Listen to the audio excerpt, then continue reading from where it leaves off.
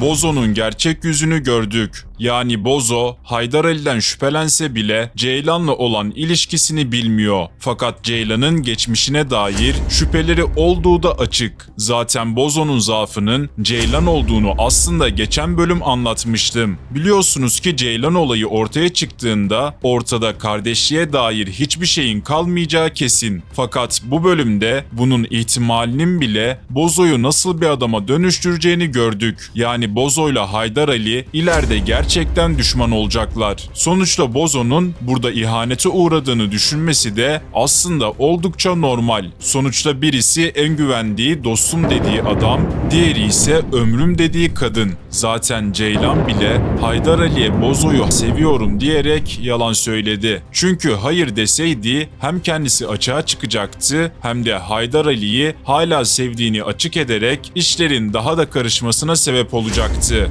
Bunun nedeni böyle bir durumda Haydar Ali Ceylan'ın neden Bozo'yla olduğunu anlamaya çalışacaktı. Peki Azize'nin sevdiği adam kim? Dizideki şu an belirsiz olan en gizemli karakterlerden biri de o. Azize'nin sevdiği adam için her şeyi yapabilecek kapasitede olduğunu öğrendik. Fakat Hülya burada kritik bir kelime kullandı. Azize'nin sevdiği adam için kilit altında olmasaydı dedi. Yani cezaevinden bahsetmedi. Bu adam her kimse cezaevinde değil. Fakat bulunduğu yeri terk etmeye de izni yok. Peki Azize'nin sevdiği adam Haydar Ali'nin dayısı olabilir mi? Aslında aklıma ilk gelen teori buydu. Çünkü Azize daha önce de Haydar Ali'nin dayısını tanıdığından bahsetmişti. Fakat böyle bir şey olsaydı Azize'nin Haydar Ali'ye karşı farklı bir davranışını da görürdük. Yani Azize'nin sevdiği adam şu an hala gizemli kalmaya devam ediyor. Tabi bu sadece benim teorim. Belki de Azize'nin sevdiği adam gerçekten cezaevinde de olabilir. Peki Ceylan'ın halası kim? Videoyu beğendiyseniz gelin incelememize devam edelim. Bu bölüm Meleğin Ceylan'ın halasından bahsetmesi ve Paşa'nın konuşması sırasında çocuk lafı geçince Ceylan'ın irkilmesi bence Ceylan'ın Haydar Ali'den bir çocuğu olduğuna dair ipucu da veriyor. Biliyorsunuz ki Ceylan'ın çocuğu varsa eğer ona ne olduğunu hep sorguladık. Ancak halası olduğunu öğrenmemizle bence bu soru da cevaplanmış oldu. Yani Ceylan çocuğunu muhtemelen halasına emanet etti. Peki Ceylan neden Bozo'nun yanında? İşte asıl kritik soru da bu. Çünkü Ceylan'ın çocuğunun olması bence bu soruyu çok net cevaplıyor. Ceylan muhtemelen birilerine ajanlık yapıyor. Zaten bu konuyu artık bence herkes anladı. Fakat ajanlık yaptığı kişiler muhtemelen çocuğunu koruma altına alma güvencesiyle onu bu işe soktu. Yani Ceylan aslında Haydar Ali'yi sevmediği için değil, çocuğunu korumak için bu görevi kabul etti. Peki Pınar ajan mı?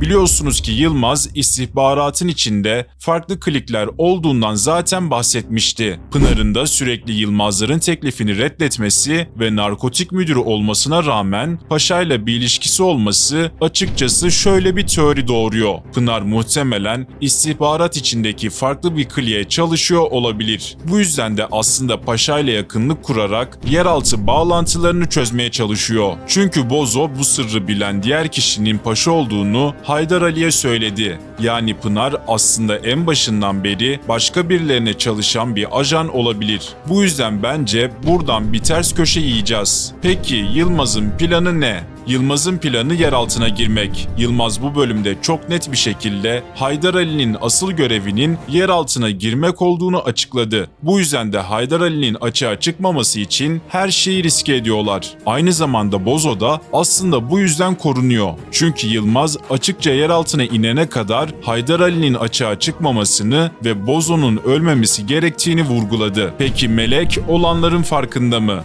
Melek abisinin Sultan'ı şu an gerçekten sevdiğini düşünüyor. Çünkü Haydar Ali'nin ajan olduğunu aslında kendisi de bilmiyor. Melek Haydar Ali'nin bir şeyler gizlediğinin farkında olsa da sonuçta Haydar Ali bu işe sevdiği kadını kurtarmak için girdi. Sevdiği kadını kurtarmak için bu operasyona katılan bir adamın her şey ortaya çıktığında nasıl bir tehlikeye gireceğini de bilmek gerekiyor. Bu yüzden Sultan'la gerçek bir birliktelik olacağını düşünmek zor. Zaten bu yüzden Aslı da bu nişanlılık hikayesi nereye kadar sürecek diye sordu. Yani tüm bunlara baktığımızda dizi şu an yavaş geçiyor gibi gözükse de bölümler ilerledikçe herkesin karmaşık bağlantıları daha da gün yüzüne çıkacak. Çünkü Haydar Ali'nin dayısı hala bir gizem. Bunun yanında Azize'nin sevdiği adam da öyle. Tabi Ceylan'ın halası, istihbarat içindeki başka klikler derken dizi daha da açılacaktır. Peki sizce Haydar Ali'nin dayısı yer altından olabilir mi? Yorumlarınızı yazmayı unutmayın. Sonraki videoda görüşmek üzere. Kendinize iyi bakın.